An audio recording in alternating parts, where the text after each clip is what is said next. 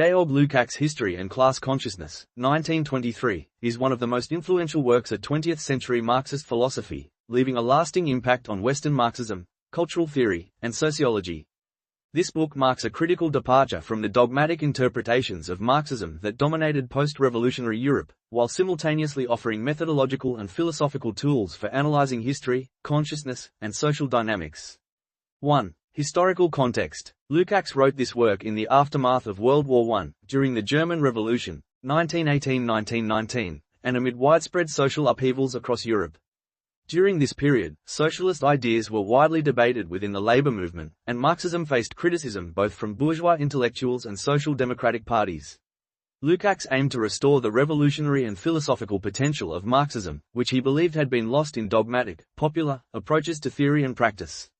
The book reflects a critical Marxist perspective influenced both by classical Marxist texts and the philosophical tradition of Hegel. Lukács considered Hegel's philosophy to offer a unique method of dialectical analysis capable of understanding historical movement, social processes, and the structure of class consciousness. 2. Core themes and ideas. 2.1 Dialectics and Marxism. A central aspect of the work is the rethinking of Marxism through the lens of dialectics. Lukács argues that the dialectical method allows one to understand history not as a collection of isolated events but as an interconnected system in which economic, social, and cultural processes interact dynamically. For Lukács, dialectics is not merely a method but a way of understanding historical processes. It enables the identification of internal contradictions within society which drive historical development. This dialectical approach contrasts with mechanistic Marxism, which reduces societal development to economic determinism, ignoring the role of subjective consciousness and class activity. 2.2 The concept of class consciousness. Lukács' major contribution is his development of the concept of class consciousness. He distinguishes between primary and historical class consciousness. Primary, unreflected, consciousness is characteristic of most people in society and reflects their immediate economic interests and experiences. Historical, reflexive, consciousness represents a class's ability to understand its historical mission and its role in the process of social transformation. Lukács emphasizes that the working class can develop historical consciousness through collective struggle and revolutionary engagement. This conscious awareness transforms the working class into a historical subject capable of deliberate action and societal transformation. 2.3 Commodity fetishism and alienation. Lukács extends Marx's concepts of alienation and commodity fetishism, initially presented in Capital. He shows that capitalist society is structured in such a way that economic relations appear as objective and natural, obscuring the real social basis of exploitation. Commodity fetishism occurs when commodities acquire independent value, divorced from the labor and social relations that produced them. Alienation manifests as the worker losing control over the products of labor and over their own life activity, becoming an instrument of the economic system. Lukács argues that recognizing this alienated structure is essential for the development of class consciousness. 2.4 The role of the vanguard and revolution.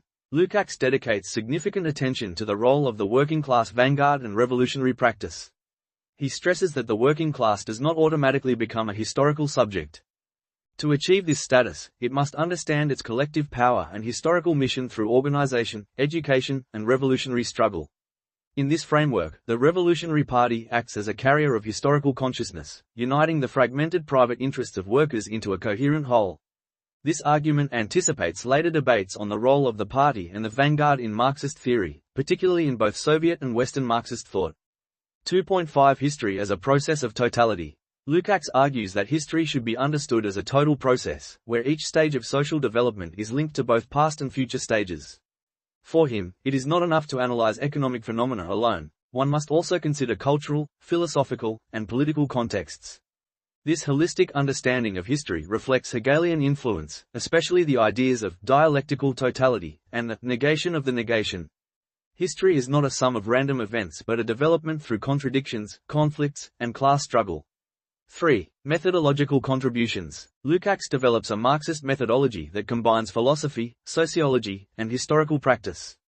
His main contributions include 1. Dialectical approach to history, viewing history as a dynamic system in which economic, social, and cultural processes are interrelated. 2. Recognition of subjectivity, human and class consciousness are analyzed as historical factors, not as secondary or passive elements.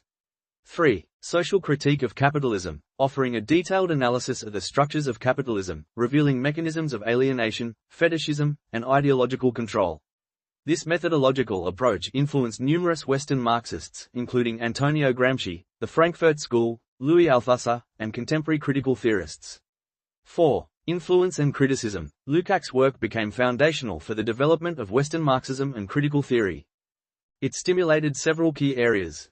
Philosophical critique of capitalism, deepening the Marxist critique of capitalist society with an emphasis on subjective and cultural dimensions of alienation.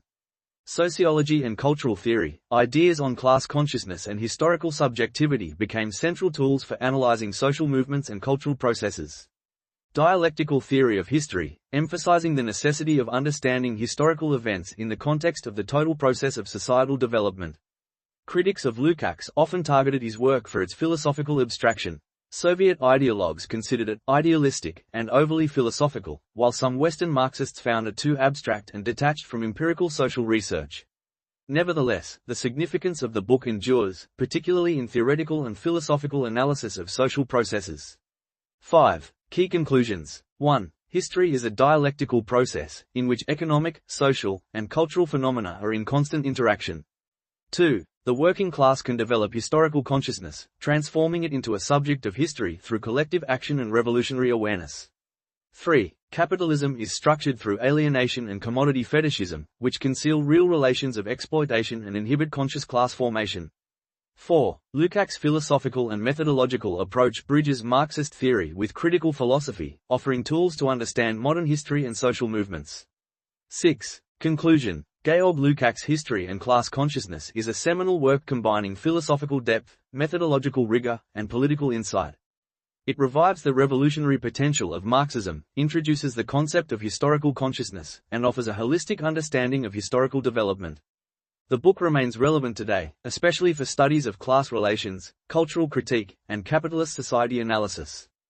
Lukács demonstrates that understanding history and class processes is impossible without recognizing the intrinsic connection between social structures, human consciousness, and collective activity. This approach bridges theory and practice, philosophy and politics, making history and class consciousness a timeless classic of Marxist thought.